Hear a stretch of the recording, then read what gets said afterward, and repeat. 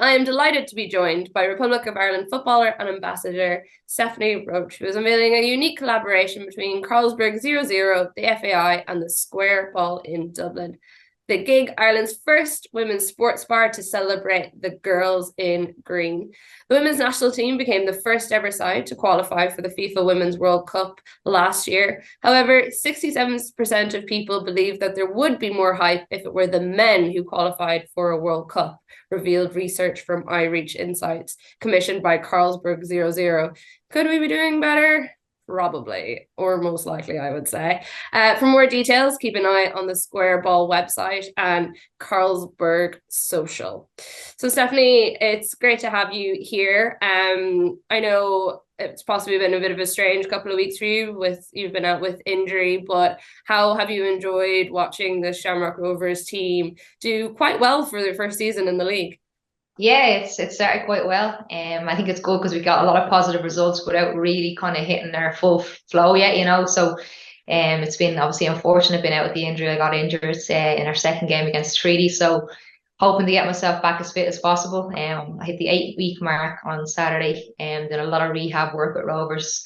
They're looking after me really well, which is good. They obviously have a lot of, I suppose, kind of experience in the injury too. The injury is a hamstring injury, a tear on my kind of tendons on the T junction, which Neil Ferrugia I think had an issue with it as well. So they've learned all the things to do. So hopefully that'll help me get back a little bit quicker. It sounds like you're in the right spot anyways, if you are going to have that injury. Are you at the stage where, you're back on the pitch in training sessions and stuff, or are you still kind of rehabbing to yourself? Yeah, so it's an interesting one because I've been able to actually do quite a lot of kind of running and stuff on it. I've been able to kind of do a lot of kind of 70% type of stuff. I've yet to kind of get back to my full stride in terms of a sprint. But I joined back in training on Friday just in terms of kind of doing the pass and drill, the warm up, and kind of being like a floater in the games of possession and stuff like that. So I'm definitely making progress and getting there. I have an ultrasound on Friday just to check on how it's healing and where we're at in terms of being able to get to a more 90% sprint and run. So that's kind of next on the agenda now, is to get myself ready for that. And yeah, hopefully I'll be back on the pitch as soon as possible because definitely missing it. And as I said, the girls are doing really well at the minute, so I want to get back in there and hopefully play my part. Yeah, because for anyone who hasn't been following along, you guys so far have won 5, drawn 3 games, and lost none, which is always the sort of start that you want. And I think probably since a lot of the names that were familiar that were going to Rovers to people, there was an expectation that, the team would be able to perform well in the league, but also not knowing when an outfit hasn't played together ever before, how it was going to be. Is this kind of the sort of place that you guys hoped to be at this stage of the season? I mean, you're only a point behind Galway and Peamount, who are in first and second place, respectively. Yeah, definitely. I think obviously there's a lot of moving parts that we need to bring together. I think, as I said already, I think we've done reasonably well considering we haven't really hit full flow yet. I think a lot of different players from different clubs coming in. Obviously, as I said, very talented players, but it's getting that group to work together and play the style of play that Rovers want to play. But I think we've done really well so far. As I said, I think the promising thing is that we're picking up good results without really playing to our best potential just yet. As I said, it's going to take time for it to click and different players to get used to playing with each other. And as I said, the way Rovers want to play is very high intensity and we want to keep the ball and play a good style of football. So we're getting there. Obviously, there's been a couple of results where we don't want to be drawing games. We want to be going in and winning, So then hopefully the wins will come as the season goes on. But definitely it's been a promising start and still a lot to come. Well, you talk about drawing games. One of the big ones was that matchup against Peamount, and I host the Koi Gig podcast with Karen Duggan, and she was particularly upset after that. I know she had her own woes on the pitch that day. What was it like for you, I suppose, watching that game? You do have your history with Peamount as well, and there's a good rivalry, I think, being built between the two sides, even if this is just Shamrock Rovers' first year in the league. Yeah, look, I think obviously I know Karen really well. And it was a strange one, which is stepping up to take the penalty because obviously being our teammate for so many years, you never want to see her missing a penalty. But with it being against us, you're hoping that Amanda will save it. And thankfully she did. But yeah, no, look, Karen's a solid player and been unbelievable for Peamount over the years. So it was disappointing for her. But obviously, I think the way the game panned out, I don't think we performed to the highest level we know we can, and we were poor at times. But I think every player knows, as I said, there's still a lot more to come from the team, and to get a draw away to Peamounts, who are a very good team, was a decent result. But definitely, new rivalries being built in the league. Obviously, as you said, a few players have come from different clubs to go to Rovers, so a lot of clubs probably aren't happy with Rovers as a club. They're losing some of their players to them, so that's natural. It's football. It's how it works. I think we as players expect that a little bit. But at the same time, Rovers is who we're with now, and that's the club that we have to represent and do well for. So it's about just trying to pick up the best results as we go. And obviously, we play Peamount in Tallaght Stadium in a couple of months now. So next month, what month are we in now? Jesus. So have that return fixture coming up too. So it'll be a great game again, I hope. I did enjoy chatting to Emma Byrne about the players that were moving about. And I think it's probably because so many players didn't move at once before in the league, because people tended to stick around either where they lived or where they were working or whatever it might be. And she was like, sure, that's just football. That's exactly what's supposed to happen. This is what we want for the league. We want like clubs to be competitive with each other and kind of pulling the best players all around the place, because that means that, there's a capacity to do that. And that's what comes with professionalism or semi-professionalism. It's Athlone for you guys at the weekend, who were very much the surprise package to a lot of people last year. How is the team kind of feeling and shaping up heading into that one? Yeah, again, another club who I think have come on in leaps and bounds. Obviously, kind of recently new to the league in terms of obviously the league is 10 years old now, so or longer, isn't it? Yeah, so they've come in a couple of years. I think last season they really showed that they could challenge. They're a very difficult team to play against. They made the game hard. Very good defensively, and they also have some exciting talent going forward. Obviously, Chloe Singleton coming in from Galway as well, very good attacking player. And they've loads of threats all over the pitch. But again, it's going to be a competitive, hard-fought game. And yeah, we're just preparing the best way we can to get down there and get a result. And yeah, it's going to be another good game. I think, as you say, and as Emma said, I think the fact that players are moving around the league, it shows that the league is becoming more professional. I think you can see that in the games. I think the games have been really good. Any game I go to watch or I watch on LOI TV have been very, very entertaining. And that's a credit to the league and a credit to the players within the league and the clubs that are putting the work in to make sure there's a level maintained within the league. And hopefully it can keep progressing and get better and better. But yeah, big game against Athlone. And as I said, we're taking each game as it comes. We're doing our best to try and suppose hit the form that we want to hit, because the standards are high at Shamrock Rovers, obviously. So hopefully we can get a win and push on to the next game. Yeah, it's interesting because there is almost that push and pull where there are clubs in the league who are prepared and able to make that move into professionalism a little bit more, such as Shamrock Rovers. That was like the whole thing that they said when they started off, that they wanted to, have a bar and make that the bar that people had to live up with. Or even you look at Sligo Rovers, not so much on the professionalism side, but when they were first starting up their women's team, they said we wanted to get our underage setups correct first so that we had that pipeline. And I think it seems anyways from, someone who watches the league and follows the league, that a lot of clubs are trying to learn the lessons of maybe what went wrong for some of the League of Ireland men's side of clubs when they were making that transition and avoiding those potholes if possible. Is that something that you feel from inside the league as well?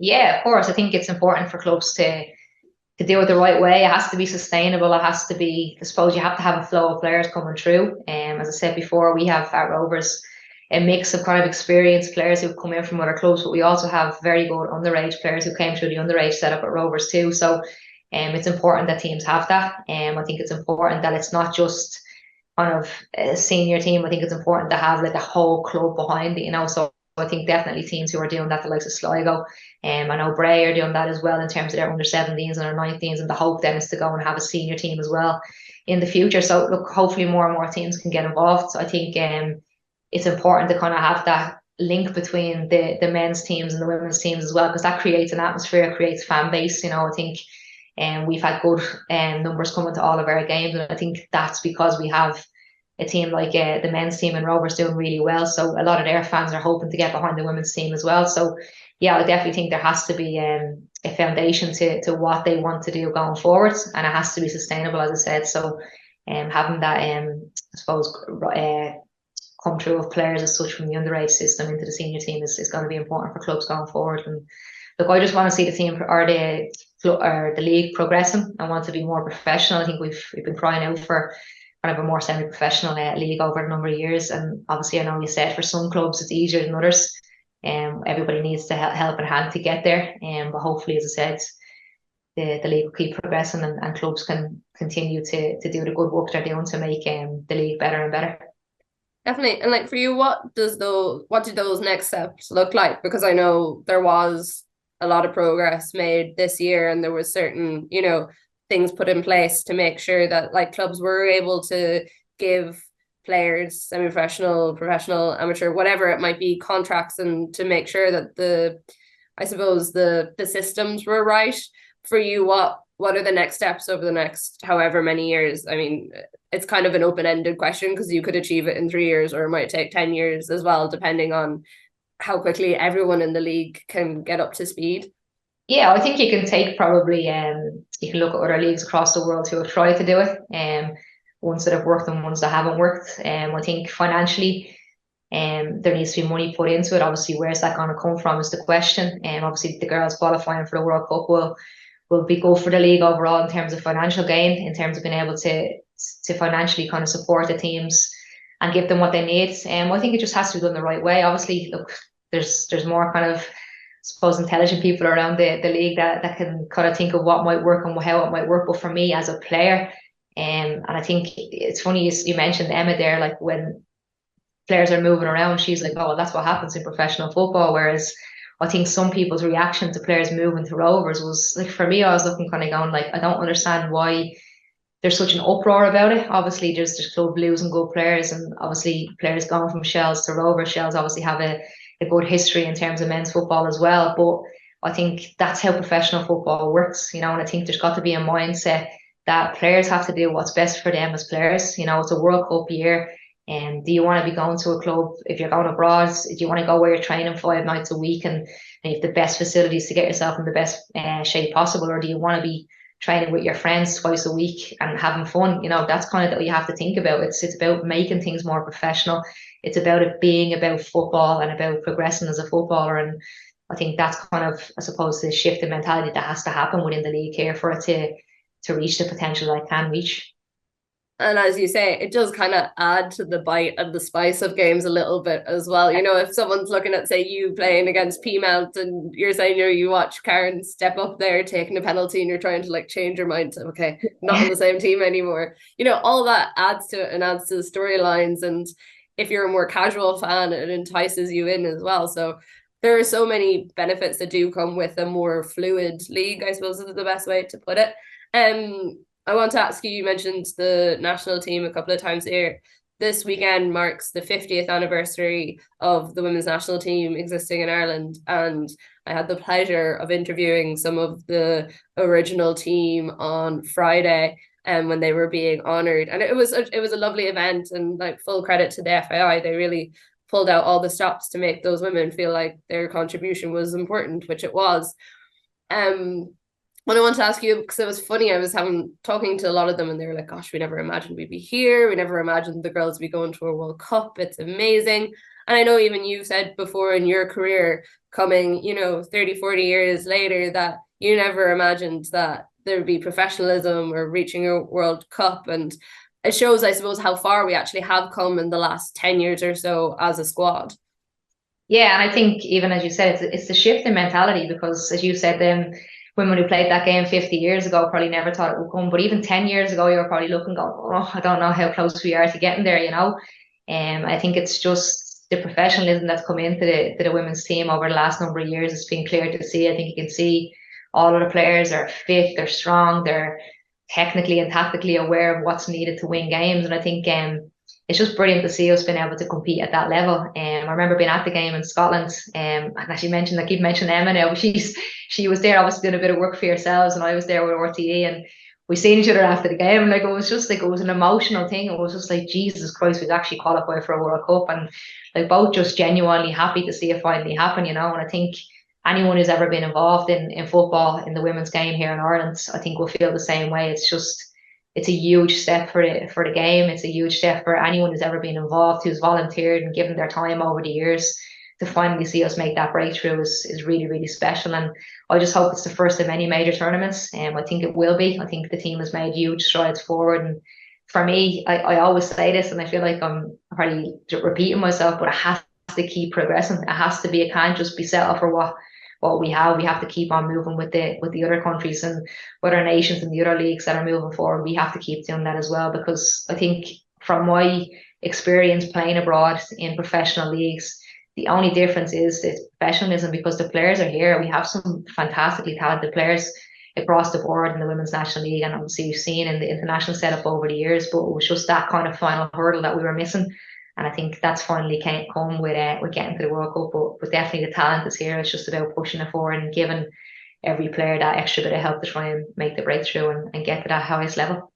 Yeah, it's something that we've been trying to really push home, that as exciting and as, great it will be to actually get to a World Cup, we need to make sure that like the FAI and the league and the clubs and everyone else here like feels the benefit of that, and that they're pushing on and making sure that I suppose that the young Katie McCabe's or Denise O'Sullivan's or Amber Barrett's or whoever it is across the country, that the pathways are there for them, and this isn't just like a one and done, because we've seen that in the history of Irish sport before, say like the Irish rugby team and stuff, and we don't want that to be the same thing here. And for yourself at the moment, I know you said about moving and it being with an eye to the World Cup. Are you just focusing at the moment at getting back on the pitch and getting over this injury? Yeah, exactly. Obviously, been out for 8 weeks now, trying to push back to get myself fit. I've been involved with the home base sessions kind of all the way through. And now at the moment it's just about getting fit, and I'm constantly asked about the World Cup and my chances and everything else. And it's natural. People always say it to me. And for me, it's just about really getting myself right for Rovers. And even before the injury, it was about playing well for Rovers, because that's what gets you into Vera's eyes, I suppose, in terms of seeing you performing well. And get myself fit, get back playing for Rovers. A few of the young players are doing quite well as well, so I'm going to have my work cut out getting back into the team too. So I have to make sure that I do that, and then we'll go from there. Hopefully get back involved with the home base squad and the sessions, and just take it game by game and day by day in terms of where I get to. But I'm really excited to get back on the pitch, really excited about the upcoming World Cup and the Women's National League here as well. So it's a good time for women's football. I feel like they're like ghosts on my shoulder, but Emma Byrne was at one of the home base training sessions this week, and she was saying on the Coigig podcast, she's like, Karen, I don't know how you're keeping up with all these young ones. She was like, they're very good. And Karen was like, I'm still here, aren't I? And she was like, I don't know. Experience, use your head sometimes more than yeah, exactly. Karen was like, I know when to throw a shoulder, and they don't know that too much just yet. And finally, I saw that you were one of the lucky few who made it into Dublin Castle for the visit of Joe Biden when he was here. How was that experience for you? Yeah, it was a little bit surreal, to be honest with you, because I got the invitation, and it was obviously single invite only, so I went by myself. And I remember going, kind of not really knowing what to expect. I just presumed there'd be loads of people there, because like, why were you asking me? I got there, and it was like I seen Stephen Kenny was there, and I got chatting to him, and then we were both kind of looking around going, there doesn't seem to be many people here. And then there was like a table setting and stuff, so we went looking at that, and I was like, geez, there's not many here at all. Like, so it was obviously a huge privilege to be asked along to it. And as I said, it was quite surreal because we were sitting very close to him. I got to chat to him. I got a selfie with him. I was actually sitting beside one of his right-hand men as well. So he was like to me, oh, he loves a selfie. Go up and ask him. And I was kind of like, the typical Irish person, like hovering around. Yeah. I don't want to be going wrecking his head. So I went up, and then I sat back down. And it was only because Mike was his name, Mike Donegan. He kind of said to me, go on back up, go on back up. I went up again, and I got the picture, and he was chatting to me a little bit. He said his granddaughter plays state in America, so she has an interest in football too. So it was quite relatable and quite chatty. And as I said, it was just a great honour to be asked along to it. Yeah, I think I saw there was only something like 160 people there, so you definitely deserved the invite and did well to get in there. Exactly. Well, Stephanie, thank you so much for chatting to us. It's been really great, and I hope you get back on the pitch very, very soon. Thank you very much. Thanks for having me.